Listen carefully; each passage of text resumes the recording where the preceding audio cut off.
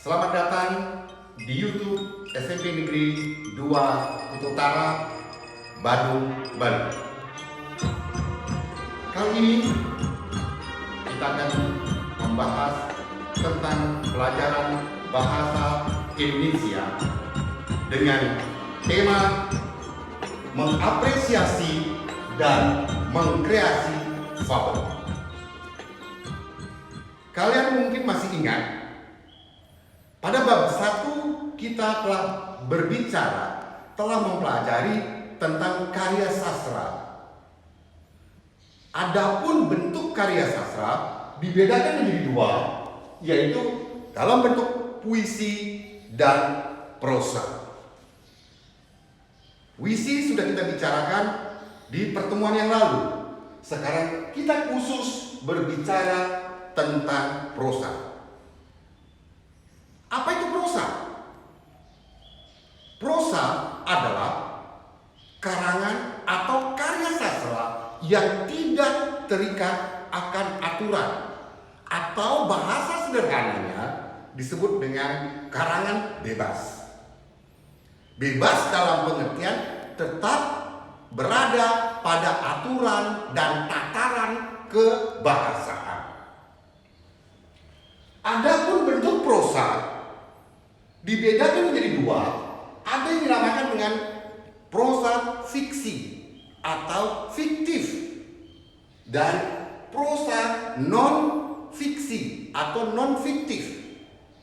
Fiksi atau fiktif, mungkin kalian sering nonton televisi, nonton sinetron. Di bawah atau dekat ayat paling bawah sering tertera kalimat, cerita ini cuma fiktif belaka. Jika ada kesamaan tokoh, tempat, dan lain sebagainya, mohon dimaafkan. Itu artinya, bahasa sederhananya, fiktif itu tidak nyata. Tetapi fiktif di sini lebih mengarah kepada imajinasi. Sedangkan non-fiksi, non-fiktif itu prosa yang lebih mengarah kepada karangan-karangan yang bersifat ilmiah. Yang termasuk prosa, yang termasuk karangan prosa, ada hikayat, legenda, cerpen, novel, dongeng, dan masih banyak lagi. Coba kalian cari di Google. Nah, karena kita khusus berbicara tentang dongeng, terkhusus lagi kita berbicara tentang fabel. Apakah yang dimaksud dengan fabel? Ya mungkin di SD kalian diberikan definisi yang sangat sederhana, itu adalah fabel adalah cerita binatang. Kurang lengkap. Yang dinamakan dengan fabel adalah cerita yang tokoh utamanya itu adalah binatang, memiliki karakter seperti manusia. Sekali lagi, fabel adalah cerita yang tokoh utamanya binatang yang memiliki karakter atau sifat seperti manusia. Adapun tujuan disajikannya fabel, yang pertama bersifat menghibur. Dulu orang tua dulu kalau mau menidurkan anaknya selalu diceritakan, si kancil mencuri timun, atau ada timun mas. Itu sebelum tidur selalu begitu dulu. Tapi sekarang zaman sudah berubah. Yang kedua,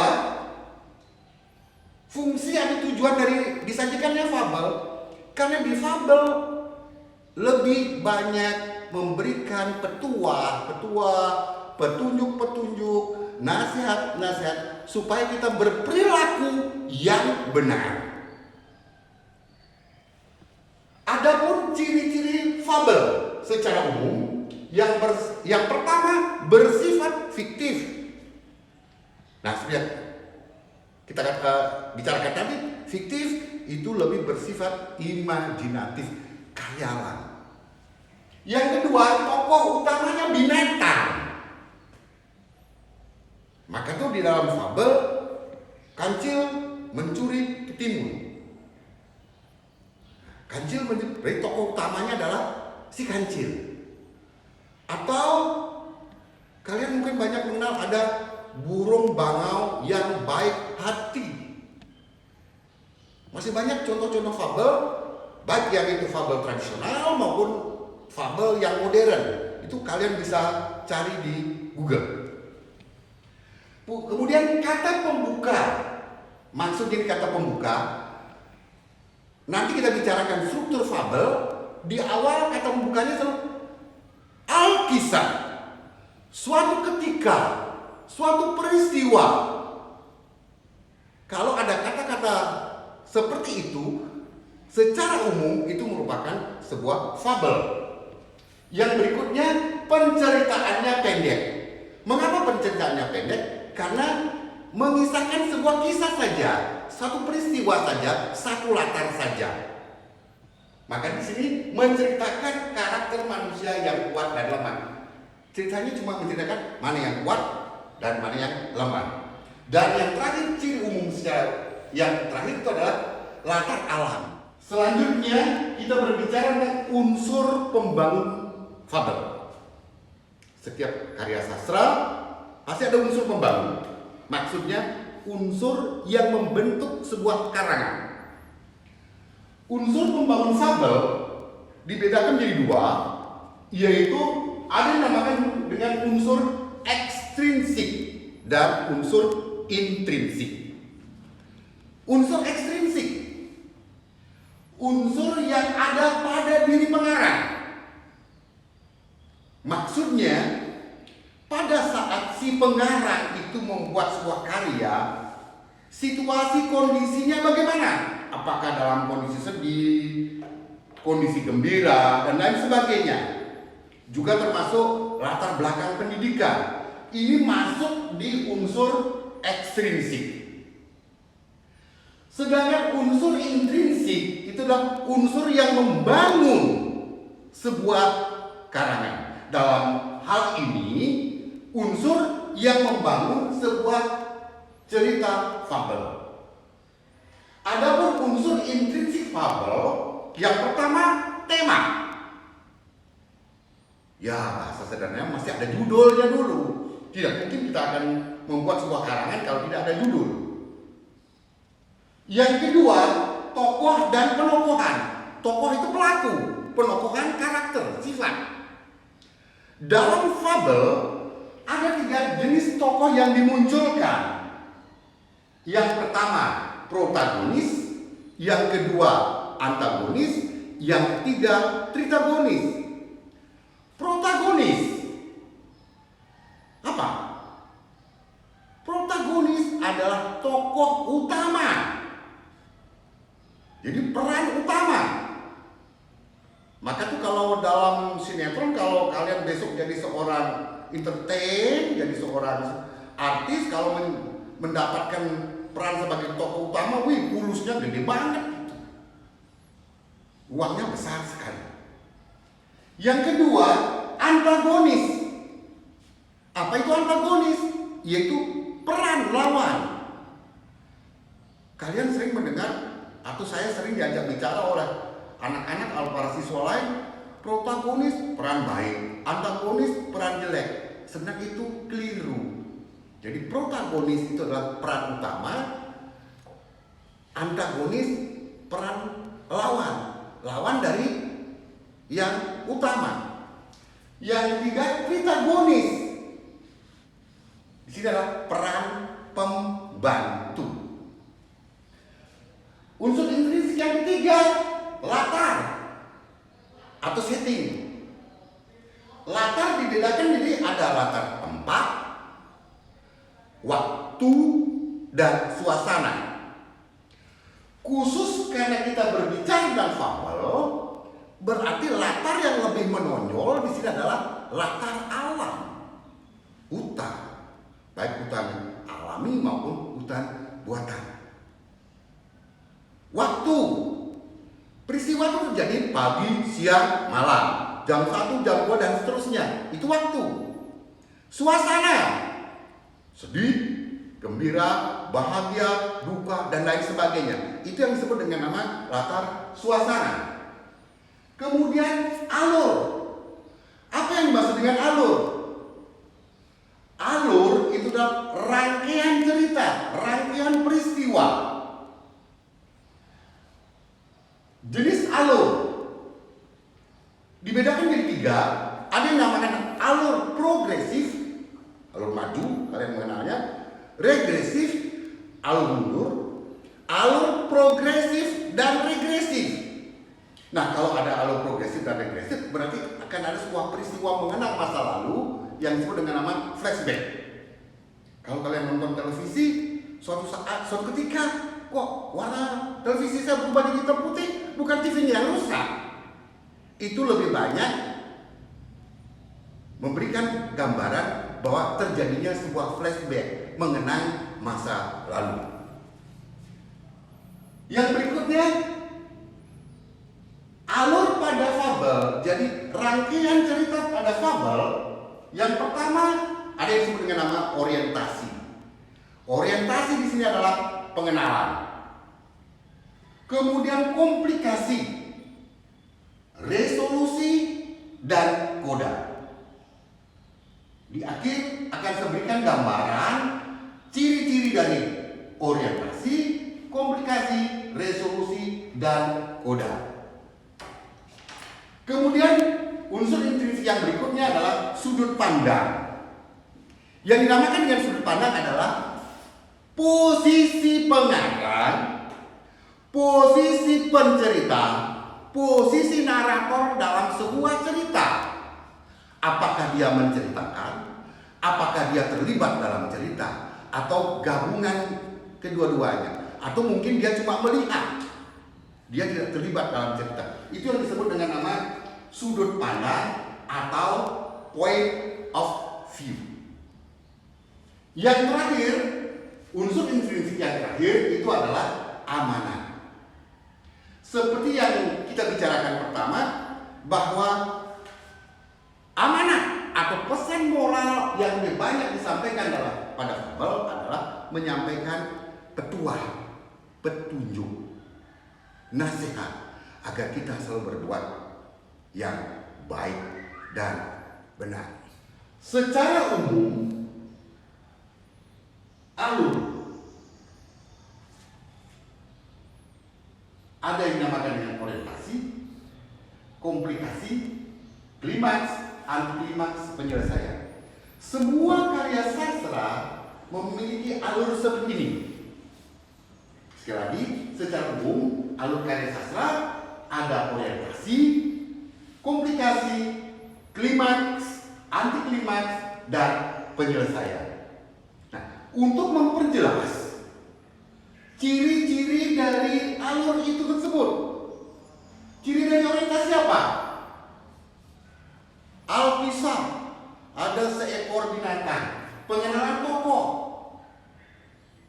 pengenalan latar, konflik atau masalah. Kemudian ciri dari komplikasi, adanya sebuah peristiwa sebab akibat, adanya sebab akibat sehingga muncul sebuah konflik yang berakhir pada sebuah klimaks dan penyelesaian. Jadi komplikasi adanya hubungan sebab akibat sehingga muncul sebuah konflik. Yang berikutnya resolusi, penyelesaian.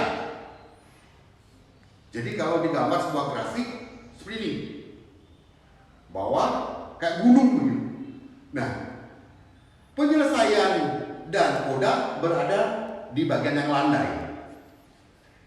Yang terakhir koda, akhir dari sebuah cerita yang berisi pesan moral. Kemudian jenis-jenis fabel. Yang pertama ada fabel tradisional, fabel modern, fabel fiksi ilmiah. Apa yang dimaksud dengan fabel tradisional? Fabel tradisional yaitu fabel yang memiliki ciri temanya sangat sederhana, isinya petuah dan nasihat. Kemudian fabel modern. Fabel modern, fabel yang memiliki ciri pendek maupun panjang, temanya sangat rumit dan memiliki karakter unik. Nah, kalian silakan nonton di televisi, banyak sekali fabel-fabel yang didesain, yang dibuat sedemikian rupa, tokohnya unik, kemudian temanya sangat rumit. Dan yang terakhir, fabel fiksi ilmiah, yaitu fabel yang dipengaruhi oleh unsur sains dan teknologi. Demikian secara garis umum tentang mengapresiasi dan mengkreasi fabel. Nah, di rumah coba kalian cari fabel, cerita dongeng tentang binatang, kemudian coba kalian membuat sebuah fabel dengan memperhatikan kaidah-kaidah yang sudah kita bicarakan tadi. Selanjutnya kita akan berbicara tentang struktur kebahasaan fabel. Selamat berjumpa anak-anak. Semoga kalian semuanya dalam keadaan sehat. Ya, mengingat situasi yang sekarang ini yaitu situasi kalian belajar di rumah. Nah, di sini Ibu akan melanjutkan yaitu tentang struktur dan unsur kebahasaan dari fabel. Struktur dari fabel itu terdiri atas yaitu yang disebut dengan orientasi, kemudian yang kedua yaitu komplikasi, dan yang ketiga adalah resolusi, yang keempat itu koda. Yang mana itu disebut dengan orientasi? Orientasi adalah pendahuluan atau bagian pendahuluan cerita fabel yang terdiri atas yaitu pengenalan tokoh-tokoh, ya. Nah, kalian tahu tadi mungkin sudah dijelaskan yaitu tentang tokoh-tokoh dalam cerita tersebut, yaitu ada yang disebut dengan tokoh antagonis yaitu tokoh jahat, tokoh protagonis yaitu tokoh baik, kemudian ada tokoh penengah yang disebut dengan protagonis. Nah, di dalam orientasi tersebut juga akan diisi atau dijelaskan tentang di mana cerita itu terjadi. Kemudian yang kedua yaitu struktur kedua yang disebut dengan komplikasi. Komplikasi itu berasal dari kata konflik yang berarti masalah. Nah, pada bagian ini akan muncul suatu permasalahan yang terjadi di antara tokoh-tokoh tersebut. Ya, apakah konflik batin, konflik fisik, atau konflik yang lainnya. Kemudian akan lanjut ke bagian resolusi. Apa itu resolusi? Resolusi itu adalah bagian di mana setelah adanya konflik, ya, akan terjadilah atau keinginan untuk pemecahan masalah yang akan menuju penyelesaian. Dan bagian terakhir itu adalah koda. Koda itu adalah bagian akhir dari cerita fabel, ya, di mana dalam koda tersebut akan berisi tentang amanat, pesan dari cerita tersebut. Demikian anak-anak, yaitu struktur dari cerita fabel. Ya, mungkin untuk lebih jelasnya kalian bisa baca yaitu buku kalian. Ibu akan lanjut yaitu tentang unsur kebahasaan dari fabel. Ya. Adapun unsur kebahasaan dari cerita fabel itu anak-anak ada yaitu yang disebut dengan kata kerja. Kata kerja adalah kata yang menunjukkan suatu perbuatan, tindakan dari pelaku atau subjek. Nah, dalam hal ini yaitu dalam cerita fabel, kata kerjanya adalah yang berhubungan dengan hal tersebut adalah kata kerja aktif transitif dan kata kerja aktif intransitif. Apa yang dimaksud dengan kata kerja aktif transitif? Kata kerja aktif transitif adalah kata kerja yang memerlukan objek. Ya, contoh. Saya membaca buku. Jadi ada saya membaca buku. Saya itu adalah unsur pelaku, ya, S, kemudian P, O. Nah, kata kerja aktif transitif ini bila dipasifkan, kata yang berawalan atau predikatnya mo akan berubah menjadi di, sehingga ia akan menjadi buku dibacanya. Ya, jadi bisa diubah ke bentuk pasif itu yang transitif. Sementara kata kerja aktif intransitif yaitu kata kerja yang tidak memerlukan objek atau tanpa objek.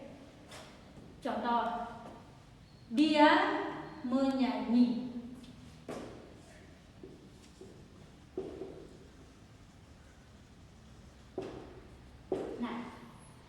Dia menyanyi. Dia tidak akan memerlukan objek, tetapi dia akan memerlukan keterangan. Jadi keterangannya misalnya dia menyanyi dengan gembira. Nah, untuk menjadikan pasif ini tidak akan bisa. Kemudian contoh kedua, anjing itu berlari. Anjing itu berlari.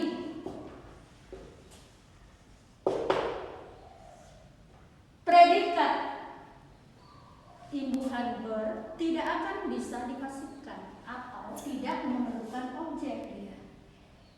Yang dibutuhkan di sini adalah keterangan. Anjing berlari dengan kencang. Anjing berlari dengan terbirit-birit. Ya, sudah nana? Kemudian unsur kebahasan fabel yang kedua yaitu kata sandang. Apa itu kata sandang? Kata sandang adalah kata yang tidak memiliki arti, tetapi dia menentukan kata benda atau penentu. Contoh. Nah, dalam penceritaan fabel ini, kata sandang yang digunakan yaitu cuma kata sandang si dan sang. Nah, mungkin ada kata sandang yang lain yaitu kata sandang hang, kata sandang dang, hiang dan sebagainya. Tetapi untuk lebih jelasnya di sini, Ibu akan jelaskan yaitu kata sandang si dan sang saja. Kata sandang si itu biasanya menunjuk kata sifat, yaitu si gendut. Sifat itu adalah keadaan. Si gendut itu biasanya mengacu pada anak yang gendut. Si pintar berarti mengacu pada anak yang pintar. Si goblok, maaf, yaitu mengacu pada anak yang kurang. Jadi itu sih. Kemudian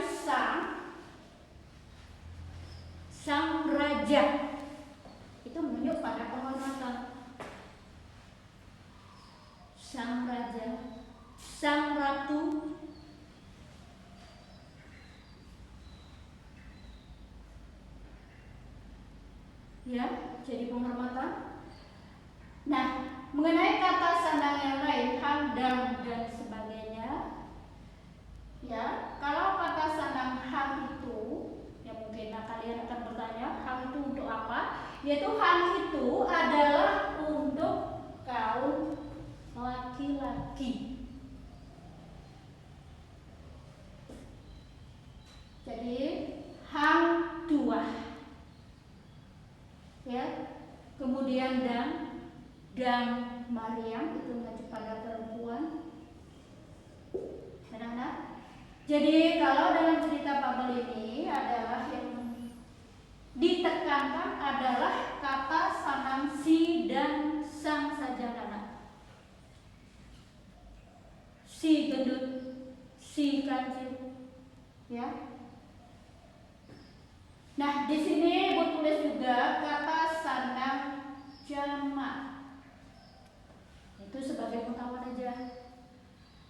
Kata sanang jamak itu adalah kata sanang yang mengarah pada jumlah yang lebih dari satu, yaitu para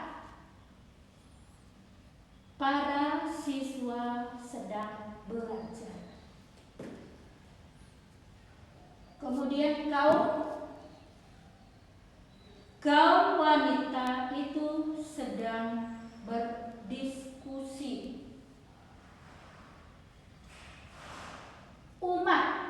Umat Hindu itu sedang melakukan persembahyangan, ya.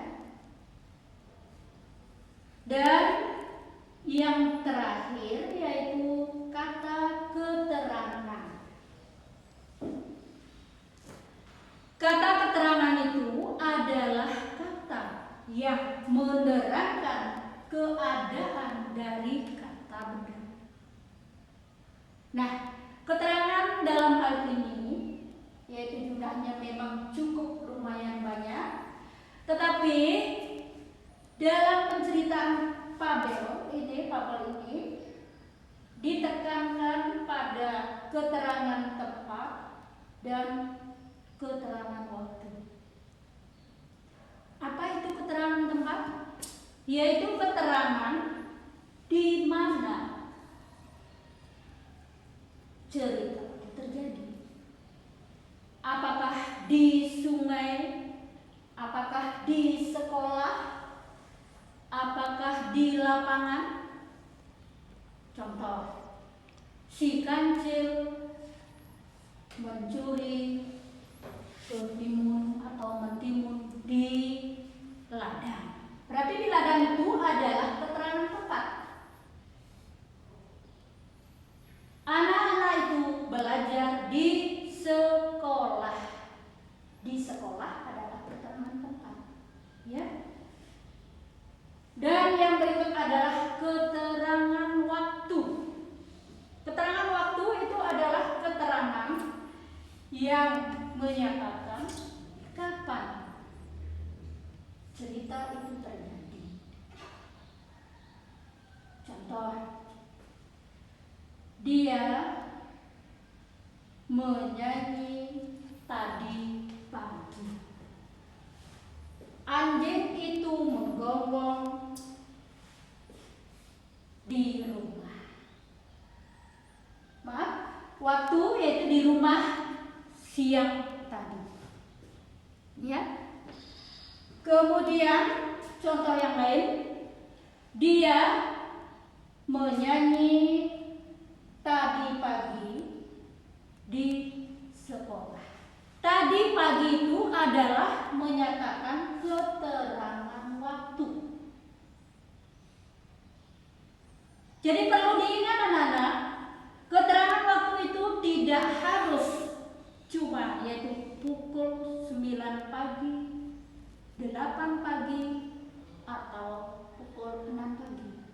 Boleh yaitu yang menyatakan waktu besok, lusa, kemarin. Saya belajar dengan sungguh-sungguh kemarin. Berarti kemarin itu adalah keterangan waktu. Besok akan ada ulangan.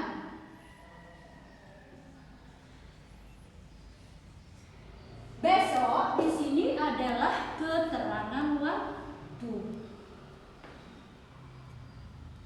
Nah, jadi dalam fabel ini atau penceritaan fabel ini yang ditekankan memang adalah keterangan tempat dan keterangan waktu, tetapi tidak mengesampingkan keterangan yang lain, yaitu ada keterangan cara dan alat. Misalnya, mungkin kalian akan tahu yaitu keterangan cara itu keterangan yang bagaimana.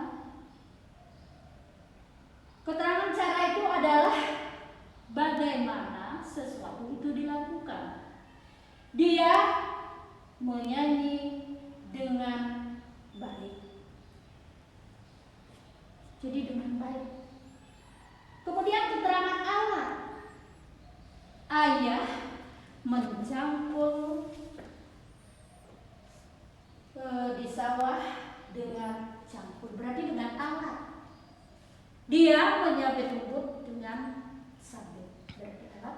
Dia menulis surat dengan apa? Menulis surat dengan pulpen atau pensil, berarti alatnya adalah pulpen atau pensil. Itu alat. Nah, anak, ibu ulang lagi sekali lagi biar lebih jelas. Jadi unsur kebahasaan dari fabel itu meliputi yaitu kata kerja, kata sandang, dan kata keterangan. Jadi kata kerja seperti tadi dikatakan ada kata kerja aktif transitif, kata kerja aktif intransitif yang sudah ibu sebut tadi contohnya. Kemudian kata sandangnya ada kata sandang tunggal dan jamak. Yang tunggal itu adalah si, sang, hang, dan sebagainya. Kemudian ada kata sandang jamak yaitu para, kaum, umat dan sebagainya. Dan yang terakhir yaitu kata keterangan. Ada keterangan tempat, keterangan waktu, juga ada keterangan yang lainnya yang mungkin untuk lebih jelasnya lagi kalian bisa baca di LKS atau di buku pendukung yang lain. Demikian materi yang dapat kita sajikan untuk ini kali tentang mengapresiasi dan mengekspresikan sebuah karya sastra fabel. Semoga bermanfaat dan sampai ketemu pada YouTube selanjutnya. Terima kasih.